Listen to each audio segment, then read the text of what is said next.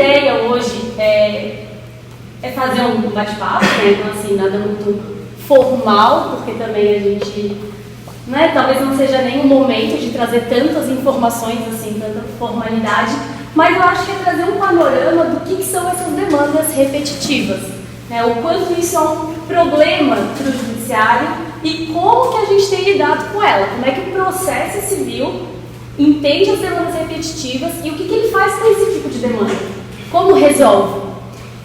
A partir dessa ideia de princípio do contraditório um pouco mais moderna, um pouco mais de acordo com a Constituição.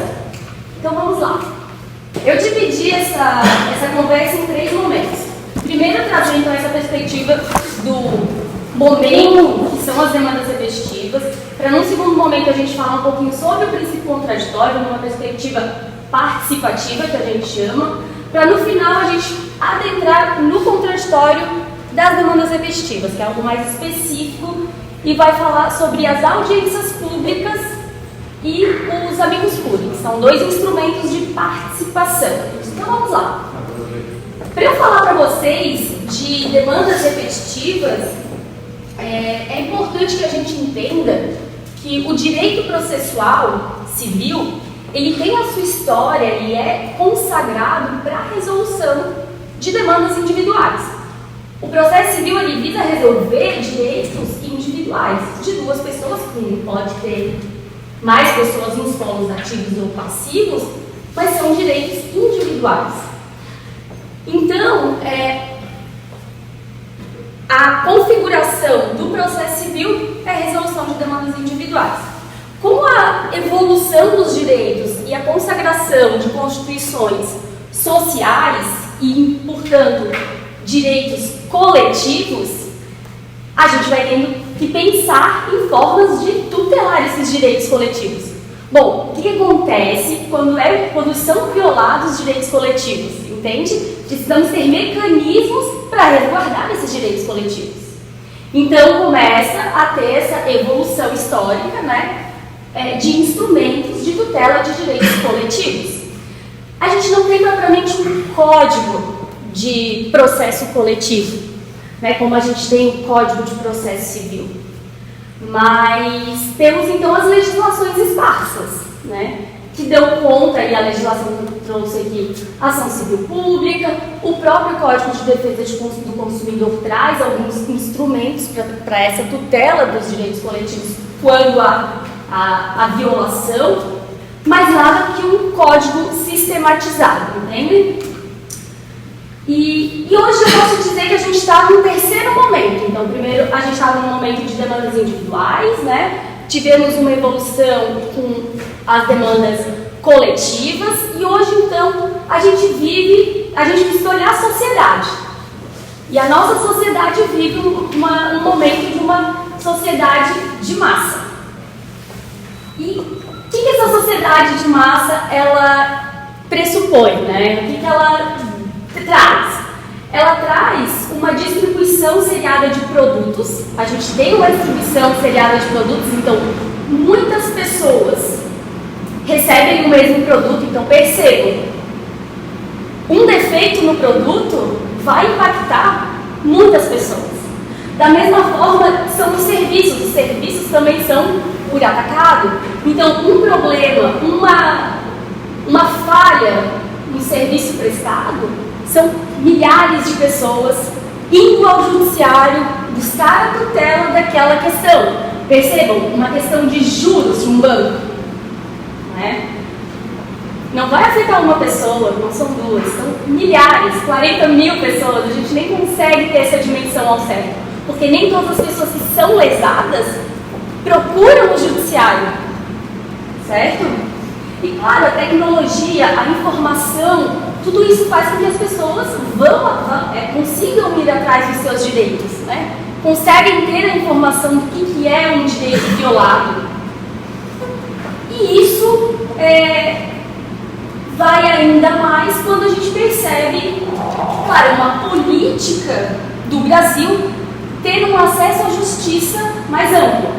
Querendo ou não, a política brasileira é de trazer um acesso à justiça um pouco mais ampliado. Existem mecanismos que facilitam o acesso à justiça. Eu vou citar para vocês aqui o juizado especial civil.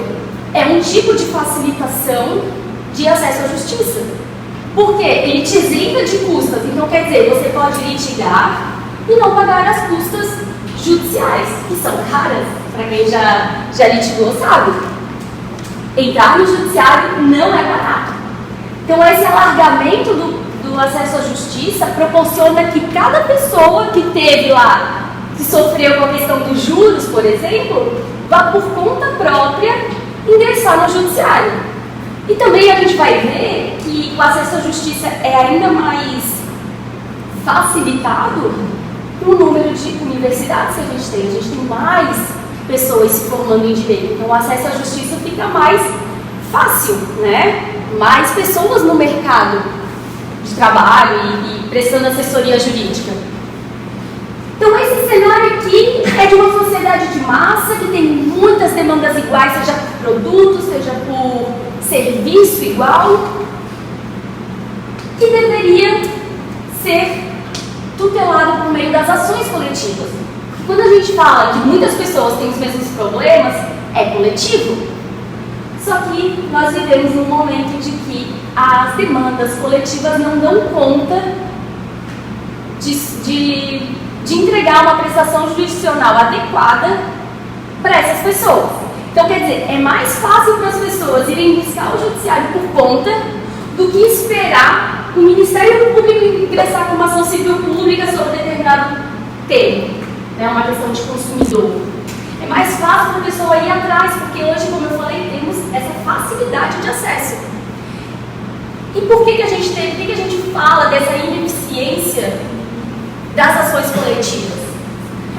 A gente vai ter uma sobrecarga do Ministério Público, né, que é o que absorve mais as demandas coletivas. A gente vai ver que as ações coletivas elas não se prestam para todas as temáticas do direito. Então aqui eu trouxe o exemplo da matéria tributária. Matéria tributária a gente não resolve com demanda coletiva, então depende de cada um. Percebam, demanda tributária, uma questão de lançamento, por exemplo, vai gerar muitas demandas iguais. Quantos contribuintes não tiveram aquele equívoco no lançamento do Estado, ou do município, enfim. Então, a demanda tributária gera muita demanda, né? As questões tributárias geram muitas demandas. E, por fim, quando a gente fala em ações coletivas, elas não obstam a tutela individual.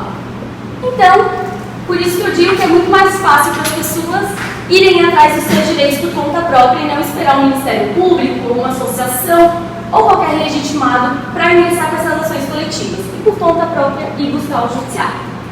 Então, por isso que eu digo que a gente tem uma mudança de cenário das demandas que são levadas hoje para o judiciário. Além das demandas individuais, a gente vai ter as demandas coletivas e hoje a gente vai ter as demandas repetitivas, que tem a característica de reproduzirem os mesmos fatos, porque pensem, são muitas pessoas, então muitas pessoas passaram pela mesma situação, as teses jurídicas são praticamente as mesmas, né, porque são teses que os advogados vão reproduzindo e vão dando certo e elas vão sendo reproduzidas pelos advogados e os pedidos acabam sendo muito parecidos. Então, são narrados os mesmos acontecimentos, pedindo-se as mesmas respostas jurisdicionais. A gente, então, espera do judiciário uma mesma resposta para todos esses casos que tiveram o mesmo problema. Então, a gente vai ter aqui a padronização das peças levadas ao judiciário e, por fim, o congestionamento do poder judiciário dessas demandas homogêneas, que é um problema e que o judiciário está tendo que lidar com elas. Quer dizer, como resolvê-las da melhor forma. Se de um lado a gente leva para o judiciário, nós advogados, né, levamos ao judiciário demandas iguais, o que a gente espera do judiciário? Uma resposta igual? Não seria isso que a gente espera? Mas não é isso que o judiciário nos traz. Ele não padroniza. A resposta dele não é igual para todos os casos. Isso é um problema para o jurisdicionário. para o meu cliente, para o cliente de vocês futuramente. Porque a gente não consegue dar um mínimo de previsibilidade. O judiciário não nos dá a mínima condição de dizer para o nosso cliente se isso tem chance ou se isso não tem chance, mesmo sendo uma demanda repetitiva. Isso é, que não é uma, não é duas, não é três, são milhares. Milhares de pessoas já se aventuraram no judiciário para ver qual é a resposta que o judiciário tem para dar para elas. Tem direito? Não tem direito? E a gente vai ver respostas para todos os lados. E eu vou contar para vocês a minha experiência enquanto advogada, que não litiga com demandas repetitivas. No meu escritório a gente não faz demandas repetitivas hoje, mas no início a gente tinha muito tempo, né? A gente no início da advocacia a gente tem mais tempo, então acaba pesquisando o que tem de tese assim, que está pegando pelos tribunais. E na época tinha uma tese que o Ministério Público ingressou com uma ação, essa ação civil pública, e nessa ação civil pública era a respeito de ponto extra de TV a cabo. Não sei se vocês já se depararam com isso, mas o ponto de TV a cabo, a cada ponto adicional dentro da casa, você tem que pagar uma taxa por cada um desses pontos extras. Maravilha, não pode cobrar ponto extra. Esse era o entendimento dessa ação civil pública. E por uma resolução da ANAC também, esse era o posicionamento. Quem eram os nossos clientes? Nossos pais, nossos tios, nossos amigos. E assim levamos eles para as nossas demandas repetitivas para ver o que o judiciário nos falaria sobre essa questão. E foi muito frustrante. De um lado, meu pai ganhou, e o lado do meu sócio perdeu. E assim foi para todos os casos. Tiveram casos que ganharam, tiveram casos que perderam. E a gente percebeu que ali demandas repetitivas não era pra gente. Mas isso foi antes, né, da gente começar a conseguir sistematizar, por meio, né, do Código de Processo Civil, sistematizar a resolução desse tipo de demanda. Hoje, quem sabe eu me aventuraria um pouquinho mais, mas ainda assim digo que é complicado. Então a gente vai ver esse caos. Esse é o cenário que eu quero trazer para vocês. Esse caos de insegurança jurídica, inefetividade processual, essa falta de isonomia na prestação jurisdicional. Portanto, a ofensa, a razoável duração do processo, né, porque daí os processos acabam demorando mais, porque julgar um a um demora muito tempo. Uma insegurança jurídica instaurada. Então, o cenário é esse. Lidamos com demandas individuais, lidamos com demandas coletivas e agora com as demandas repetitivas, que são essas demandas, então, que se repetem, que têm as mesmas questões levadas ao judiciário. E como que o processo civil brasileiro, né, consegue resolver esse tipo de demanda? Porque percebam que é um problema. Num determinado momento aquilo passou a ser um problema. Peraí, não dá para julgar um por um, porque não traz isonomia, porque não é célere, não é uma boa resposta jurisdicional a gente julgar um por um. Porque a gente parte de um pressuposto. Casos iguais merecem tratamento, merecem uma decisão igual. A gente não pode pensar diferente, né? E por isso que a forma que o direito brasileiro resolve demandas repetitivas é por meio de dois principais instrumentos. São o incidente de resolução de demandas repetitivas e os recursos repetitivos. Esses são os dois principais instrumentos. A minha ideia aqui não é me aprofundar nesses dois instrumentos, né? Falar sobre eles e as particularidades deles. Eles são complexos, mas a minha ideia, o que eu quero que vocês saiam daqui sabendo, é que a forma que no direito processual brasileiro a gente resolve demandas repetitivas é por meio de uma decisão, isso é, na decisão de uma causa, que a gente chama de causa piloto, que vai ser aplicada a todas as demais causas que versem sobre a mesma questão. Então, racionalizamos um pouco mais o julgamento, né? Não julgamos um a um, julgamos aquela vai representar a causa, vai representar as questões de fato, as questões de direito, para que aquela decisão sirva de paradigma para as demais causas. Então, só a título de curiosidade, né? O IRDR, ele é nos tribunais de segunda instância, enquanto que os recursos repetitivos a gente vai estar falando nas cortes superiores, o STJ e o STF. Mas a ideia dos dois instrumentos é essa. É a resolução de de dois casos ou três que representem realmente a controvérsia, julgue esses dois ou três, essas causas pilotos que a gente chama, e aplica. Importante destacar o efeito vinculante dessas decisões de RDR e do STJ. Isso é, os tribunais e juízes de primeiro grau estão vinculados a aplicar essas decisões. Então eles não podem falar, não, mas eu não concordei com o STJ, essa decisão eu não gostei, não é o meu entendimento. Ele está obrigado a seguir essas decisões, oriundas de RDR e de recursos repetitivos.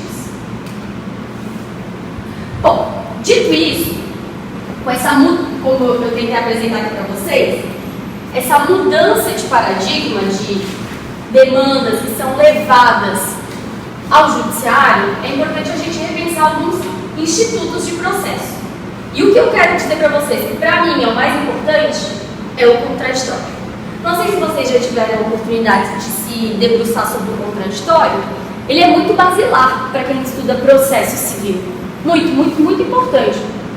Porque é a partir do contraditório que a gente tem a ideia de processo. O que eu quero trazer para vocês aqui é que o contraditório, na sua perspectiva mais tradicional, já não mais é suficiente para responder muitas questões que temos, como com as demandas repetitivas. Então vamos lá. O princípio do contraditório é um direito fundamental consagrado na Constituição, que é a questão de a parte poder contradizer o que a outra disse. Então é essa abertura de possibilidade de manifestação. Percebe, é uma possibilidade. A parte pode não querer manifestar? Ela pode, mas essa possibilidade, essa abertura tem que ser garantida. Então, essa ideia de informação-reação, que a gente chama, e o contraditório aqui, para mim, é o ponto-chave. Ele vai alcançar somente as partes. É o autor e é o réu. Aqui se exclui a ideia de que o juiz é um sujeito do processo, que o juiz é um sujeito que a gente chama em contraditório. Essa ideia do juiz integrado no contraditório, fazendo parte da lide, e não mais como um sujeito neutro e fora de toda a relação processual, a gente deixa de lado. Aqui, na concepção de contraditório participativo, a gente vai trazer o juiz para dentro da lide. O juiz, ele vai estar preocupado com a boa resolução daquela lide. Ele não vai querer resolver por resolver, ele vai querer resolver da melhor forma. Qual é a melhor forma para resolver aquele caso? Bom, e a gente, então, trazendo essa perspectiva do contraditório participativo, das demandas repetitivas, eu gostaria de analisar com vocês, feita essa primeira ideia, né? Queria analisar com vocês, então, quais são os instrumentos que nós temos para consagrar o contraditório na sua perspectiva participativa, porque é isso que nos interessa hoje, nas demandas repetitivas. E aqui eu trago dois instrumentos que são valiosíssimos, assim, são extremamente importantes quando a gente fala em demandas repetitivas, que é o amicus curiae e a realização das audiências públicas. Esses dois instrumentos, eles têm um principal objetivo de concretizar e ampliar o debate. E é isso, ele quer trazer, o objetivo dele é munir o julgador com o máximo de informação para que ele julgue a demanda da melhor forma possível. Que ele julgue com a máxima maturidade sobre um determinado tema. A questão tem que ser devidamente debatida para que o juiz chegue numa decisão. Aqui a gente está falando em demandas repetitivas. Então pense que nós já tivemos a escolha da causa piloto, nós já temos lá os magistrados com a causa piloto para julgar, já tem o que mais ou menos vai ser fixado, né, qual que é a tese jurídica que pretende se fixar, qual que é o entendimento que se quer, sobre qual questão se busca o julgamento. E agora é a hora das partes e da sociedade, de uma maneira geral, entregar para o magistrado tudo que a gente tem de informação. Eu começo falando para vocês a respeito do amicus curiae. É uma palavra aí em latim, né, que pode ter um certo estranhamento, mas esse amicus curiae, ele é um terceiro. Ele é um terceiro, ele não é parte, ele não está integrando a lide, mas ele é um terceiro. Seja interessado ou não. Explico para vocês. Ele pode ser um terceiro interessado, por exemplo, uma associação. Tenhamos o exemplo de que é uma questão de consumidor. Está se debatendo uma questão de consumidor que afeta muitos consumidores. Nesse caso, é muito interessante que tenhamos, né, a manifestação de uma associação de consumidores. Por que não? São eles que vão poder enxergar aquele setor da sociedade, os consumidores, de uma forma com mais clareza. O que aquele nicho da sociedade deseja? O que é melhor para os consumidores? Uma associação pode ter mais condições de exercer esse contraditório, certo? É um exemplo, né? Uma associação, mas a gente também vai poder ter outros terceiros aí. Pode ser uma empresa, né? uma pessoa jurídica, mas também pode ser uma pessoa física. Então, por exemplo, uma questão de contábil, que precise de um contador, né? Uma questão, quase que um perito, não sei se eu trouxe aqui, quase que um perito poderíamos ter um amicus curiae, para trazer realmente informações ao juiz. Percebam, quando a gente tem uma associação, ela tem um lado que ela está, né, uma parte que ela se vincula. No caso aqui, do exemplo que eu trouxe, os consumidores. Né, ele tem um interesse na resolução da causa, seja para julgar procedente ou não. O interesse na causa existe. No caso do perito, talvez não tenha interesse nenhum na resolução da causa, né? O interesse propriamente prestar informações, sendo que para ele pouco importa se vai ser procedente ou improcedente. A questão do amicus curiae, então, é que ele vai ser admitido sempre que houver relevância da matéria, houver especificidade do tema e repercussão geral. Essas três questões a gente vai encontrar, não as três ao mesmo tempo, mas se tiver uma já é suficiente para a admissão do amicus curiae, a admissão do amicus curiae quando a gente estiver falando de resolução de demandas repetitivas, das causas repetitivas. Então, demandas repetitivas pressupõem a admissibilidade de amicus curiae. Isso é, estamos diante de um julgamento de demandas repetitivas e temos um terceiro que deseja integrar. E o juiz se depara com esse terceiro querendo integrar. Ele vai olhar, vamos ver, temos relevância na matéria, temos especificidade de temas, repercussão geral, repercussão social, desculpa. Nesse caso, é admitido então esse amicus curiae participar do julgamento, trazendo mais informação e colaborando no debate. Então, a ideia do amicus curiae é que ele vai ser um sujeito cooperador, né?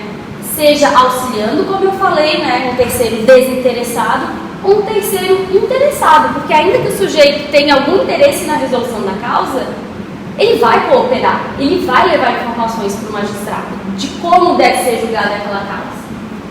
Ele pode, como eu falei, então, defender uma tese jurídica ou então ser uma espécie de perito. A ideia é sempre ampliar o debate com a representatividade dos atores sociais. Então, essa ideia de representatividade social, atores sociais é muito importante. A gente tem que garantir nesses mecanismos que todos os sujeitos percebam que vão, de alguma forma, serem afetados pelo julgamento daquela demanda, eles estejam devidamente representados.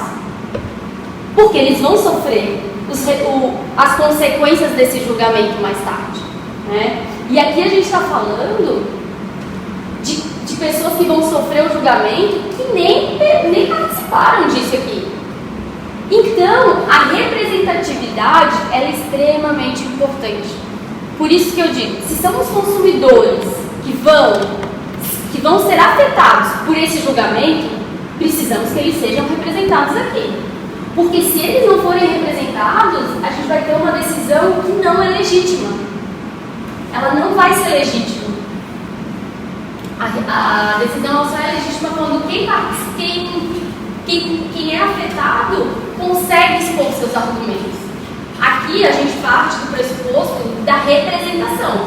Porque cada um ia participar, querer ir lá e falar, o procedimento ia se tornar de igual forma como é na individual. Né? A gente vai ter a razoável duração do processo aí eterna, né? Se cada um quiser participar. Então essa ideia de representatividade é muito importante. E o Ministério Público, a Defensoria Pública também são atores extremamente importantes que podem ingressar como amigos públicos. Eles, em determinados momentos, nesses dois instrumentos que eu trouxe aqui para vocês, eles podem integrar como propriamente requerentes, mas também, às vezes, não vão ser eles os requerentes. Então, eles integram como um terceiro, né? Como um amigo escuro. Então, a ideia deles também é isso, é garantir a adequada representatividade de todos aqueles que vão sofrer as consequências e sempre evitar a subrepresentação. E quando eu digo subrepresentação, é não garantir que sejam representados aqueles que vão sofrer as consequências da decisão. O amicus curiae, ele pode se manifestar na forma escrita, então é aberto um prazo, ele se manifesta, traz as informações, mas ele também pode participar de uma forma oral, que é o momento das audiências públicas. É nas audiências públicas que a gente contempla o princípio da oralidade no processo civil, que muitas vezes é esquecido, a gente só vê em audiências vez ou outra, e aqui nas audiências públicas é o momento do debate. É o momento que as partes podem olhar para o julgador nos olhos e falar exatamente o que acontece na verdade. O que aqueles consumidores passam exatamente, né? Mas não pensem que as audiências públicas são assim, né? Isso é o que a gente deseja que as audiências públicas sejam, né? Que as audiências públicas fossem. Mas a gente ainda tem muito que percorrer e é a partir da ideia lá do contraditório participativo que a gente vai caminhando com as audiências públicas para essa ideia que eu trouxe. Então vamos lá. A audiência pública é um espaço democrático de debate, a gente vai ter uma ampliação do contraditório. As audiências públicas no judiciário é novidade, né? A gente vai ver muita audiência pública na esfera administrativa e na esfera legislativa. Na legislativa, por exemplo, a gente tem um plano diretor. Para se consagrar um plano diretor, para se aprovar um plano diretor, é necessário passar por várias audiências públicas, é preciso discutir muito com a sociedade. Então, no judiciário, ainda é uma questão mais nova, que está sendo implementada, mas que é extremamente importante. Elas são sessões abertas e convocadas previamente, tá? Definindo local, data e ordem. Isso quer dizer que as pessoas, os interessados em participar, têm que se inscrever previamente. Se inscrevendo previamente, dizendo o que exatamente eles querem, por que eles desejam participar. É importante trazer um porquê para o magistrado definir ou não, porque voltamos àquela questão. se o juiz permitir que todo mundo participe, a gente volta a estaca zero. É importante ter critérios para o magistrado de definir ou não a participação. Eu entendo que ela tem que ser um pouco mais ampla. O momento da audiência pública é um momento mais amplo do que o momento do processo, como a amicus curiae. Na audiência pública é que a gente tem que permitir um pouco mais essa participação. E na ideia de debate, apesar de a gente achar que as audiências públicas devem ser realizadas na forma de debate, isso é, eu venho falar sobre determinado tema importante para o julgamento. O que eu esperaria? Que os julgadores que estão ali me perguntassem alguma coisa sobre o tema, para que a gente pudesse dialogar, só que não é isso que acontece. As audiências públicas, elas se dão da seguinte forma, é na forma de palestra. A pessoa ou a pessoa jurídica que está ali sendo representada por alguém fala a respeito de determinado tema, sai em outra pessoa e assim vai, sendo um debate propriamente. Por isso que eu digo que a gente tem muito que aprimorar, mas ter a audiência pública e permitir já é muito importante, já é um passo. A gente não pode desconsiderar totalmente, porque é um passo importante que a gente está dando aqui no processo civil. E aqui fica o meu recado. As audiências públicas não podem ser meras formalidades.